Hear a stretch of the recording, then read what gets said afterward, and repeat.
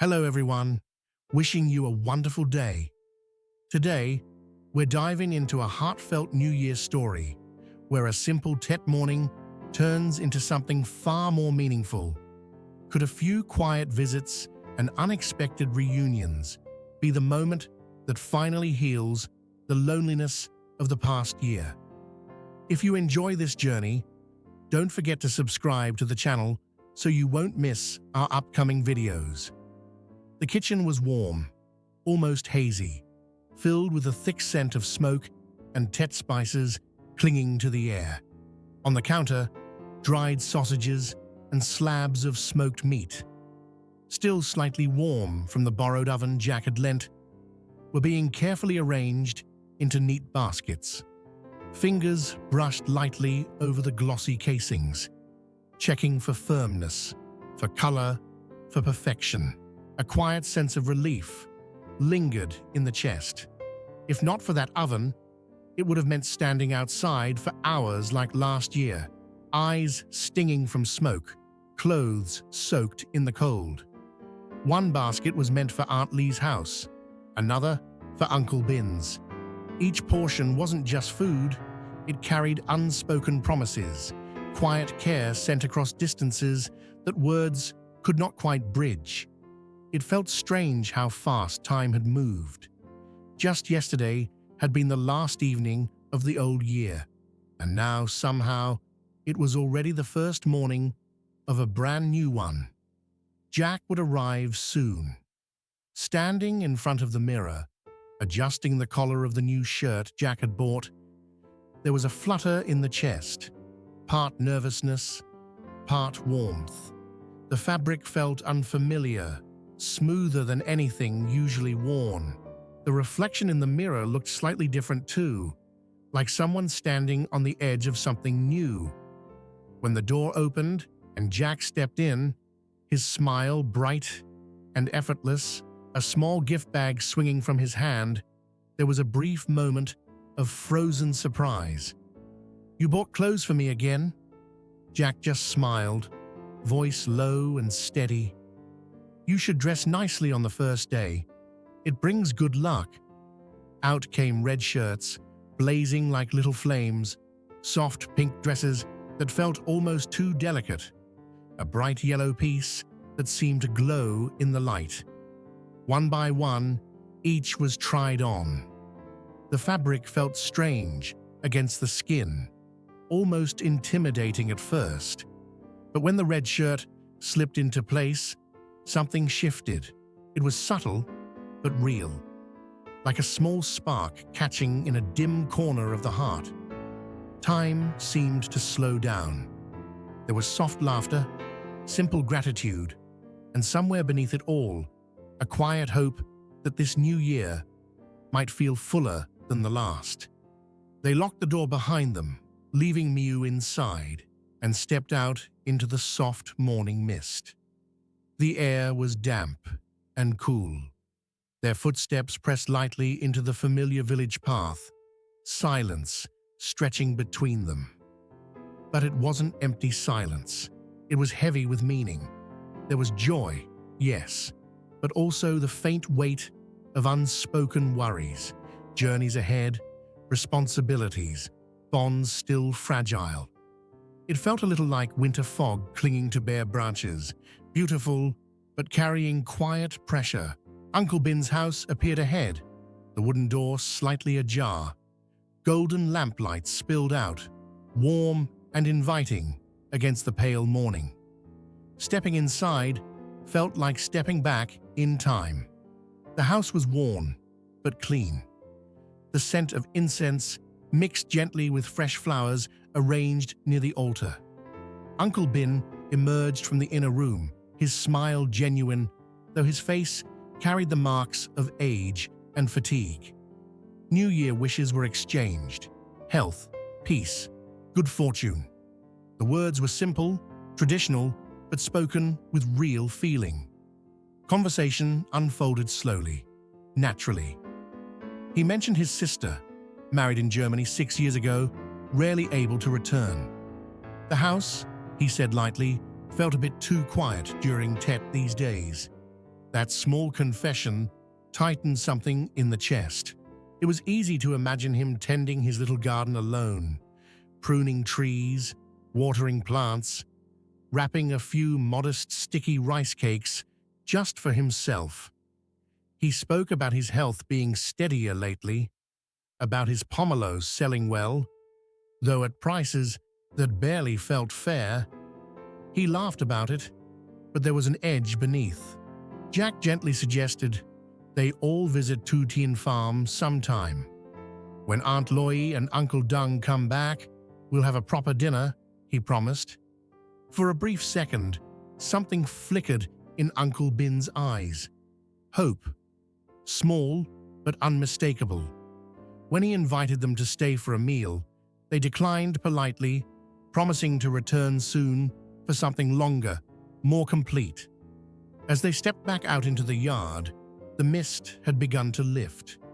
Sunlight filtered softly through the trees. There was joy in having brought him a little warmth, but also regret that the emptiness in his home couldn't be filled in a single morning. The next stop was another familiar house. This uncle was already dressed neatly, ready for guests, and he looked almost youthful in the bright Tet light. The door swung open wide the moment he recognized them. Laughter rang out immediately. Water was poured into small glasses. Stories flowed easily. Trips to the south, the lively Bakhar night market, sticky rice cakes shared years ago with a younger sister. He asked about Jack's work, praised the company's growth, wished for even greater success in the coming year. There was pride in his voice when he spoke of how far things had come. The warmth inside the house contrasted sharply with the cold that had lingered earlier.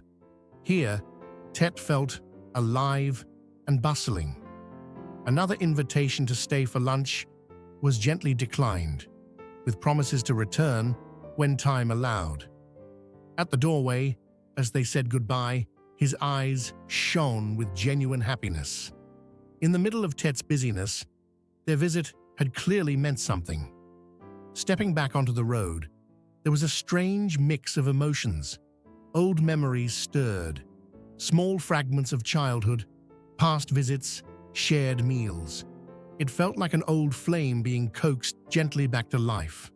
Outside, sunlight blazed brightly now. The village seemed fully awake, but inside, there was still a faint thread of anxiety about loved ones who were far away. The walk home felt shorter this time, and yet somehow, the heart felt heavier, with promises not yet fulfilled, with hopes that this year might finally pull everyone a little closer together. As they turned into the yard, early spring sunlight filtered through the leaves. Peach blossoms bloomed in soft pink clusters, glowing against the sky like a quiet welcome to the new year. Kumquat trees stood heavy with ripe golden fruit. Red couplets swayed gently above, every detail carefully arranged by Jack's hands the day before. Stepping inside, a calm settled over everything. It was strikingly different from the lively paths outside. The gaze moved slowly across each blossom, each decoration, and a strange realization surfaced. This Tet didn't feel lonely anymore. Jack's voice broke the quiet gently. "Are you tired?" The question was simple, but the tone carried care. A small shake of the head, a faint smile. "Today feels very happy." They sat together, without speaking much. Words weren't necessary. Jack mentioned how he decorated alone, how the peach branches had bloomed earlier than expected, how he'd insisted on taking them to get their hair done the day before. Last year's pressures seemed distant now, replaced by something simpler, something steadier. Outside, crowds continued their endless rounds of New Year greetings. Inside, two hearts slowly fell into rhythm. A light breeze brushed through the yard, rustling the peach blossoms. It felt like a whisper that everything was beginning again. And for the first time in a long while, the warmth rising in the chest didn't come from flowers or decorations. It came from not being alone. The quiet inside the house didn't last long.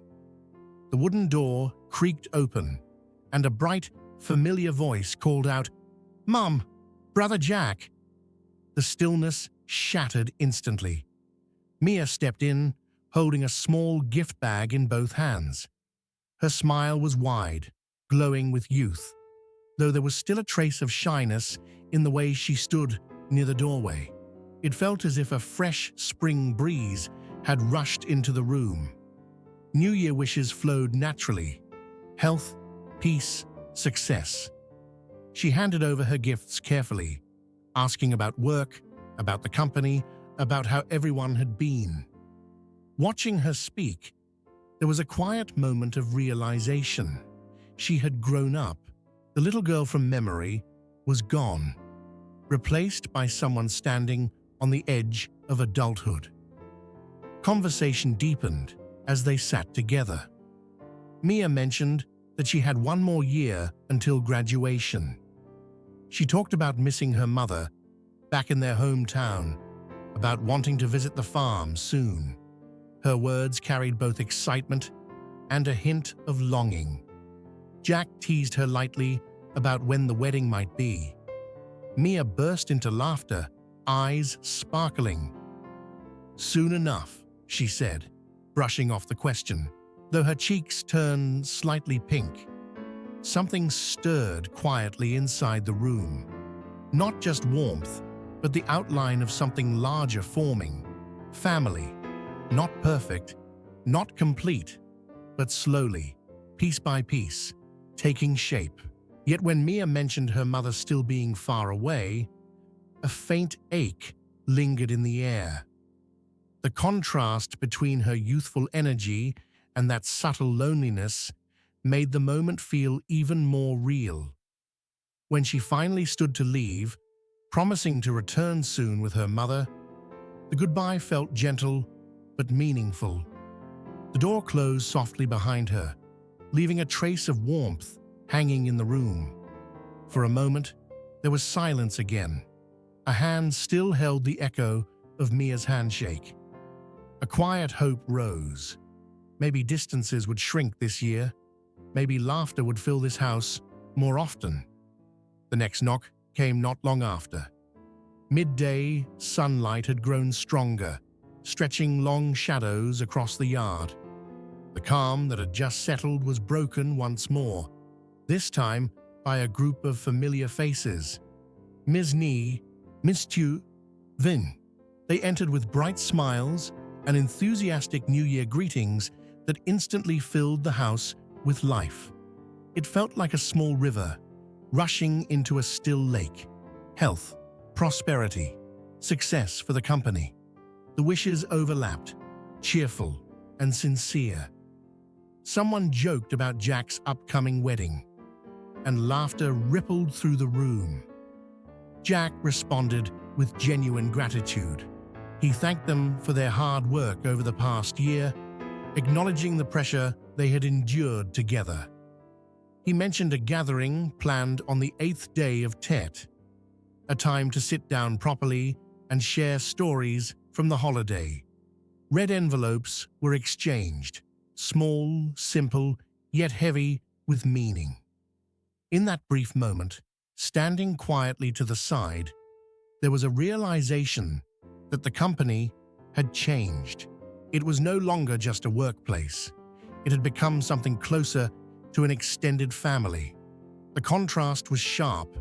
Just hours earlier, the morning had been spent visiting elders whose homes felt quiet, almost hollow. Now, the house buzzed with youth, energy, and shared ambition. Last year's stress seemed to melt away, replaced by hope that the team would grow even tighter this year. As they left one by one, promising to meet again soon, the door closed and laughter lingered faintly in the air like a soft echo. A long breath escaped, not from sadness, but from awareness. This Tet had quietly woven new connections, invisible threads tightening, pulling everyone closer. The afternoon light began to soften. The peach blossoms outside glowed under a golden hue as the sun slowly dipped lower. The yard grew still again, returning to its earlier calm after the wave of visitors had passed. Jack turned slightly. "What about tonight? Stay here or head back to the farm?" The question hung gently between them. "Let's stay," came the quiet answer. It felt like an affirmation, not just of the day, but of everything it represented. They talked about simple plans, cooking something light, resting after a year of non-stop busyness, hoping Mother and Uncle Dung would return soon so the house could feel even more complete. The words were few, but they carried weight. A bond forged slowly, tested quietly over time. Looking out the window, the fading sunlight filtered through leaves, casting delicate patterns on the floor. A rare sense of peace rose steadily inside. The contrast of the day became clear. Outside, the first day of the year had been filled with movement. Endless greetings, footsteps along village paths, doors opening and closing. Inside this small home, there was profound quiet, a stillness that didn't feel empty. Yes, there was still regret for loved ones far away. That couldn't disappear overnight, but hope felt stronger now. This year would not be about empty rooms or unspoken loneliness. It would be about filling spaces gradually, allowing pieces to fall into place in their own time. Without saying anything, Jack reached over and took a hand gently in his. No grand declaration, no dramatic promise, just presence. And in that simple gesture, something shifted completely. The pressures of the past year, the doubts, the exhaustion, the uncertainty, seemed to dissolve.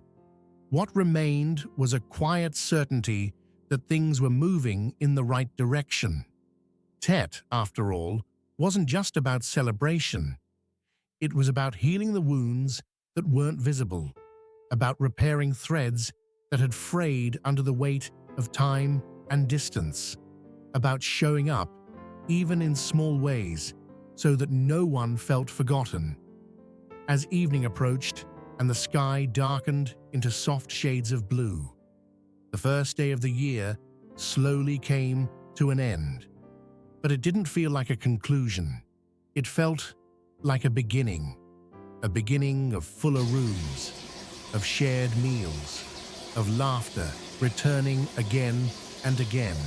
And as the last light faded from the peach blossoms outside, there was a quiet understanding between them. This new year would not be faced alone, and that was enough.